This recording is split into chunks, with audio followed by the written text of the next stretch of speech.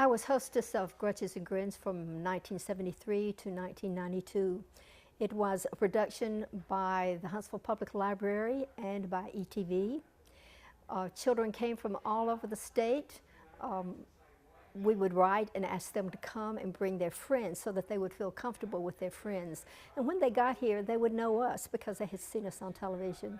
And so they came in not being apprehensive, but knowing us whether we knew them or not. And that was great fun. The puppet was an extraordinary puppet with an extraordinary person behind her, and that was Patty Rainey. And Tyro Beginner was known throughout the whole state. And his name, Tyro Beginner, means Tyro.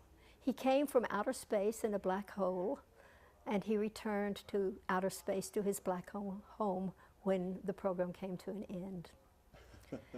The children were always, well, not always, but most children were talkative to Tyro and asking questions and taking part in the program. We had books, we had stories, we had music, poetry, guest visitors. One lady one day brought a snake, and we didn't know it until she opened the basket, and there it was. But it was a safe snake. However, it was, you know, you think about that when you're in front of a camera and there's a snake in front of you. When the children came, they had already seen the program, so they knew what everything looked like on the camera. But when they would walk into this production room and see how it looked compared to what they saw on television, it was a real revelation, because it's so different in a production room than it is what you see on television.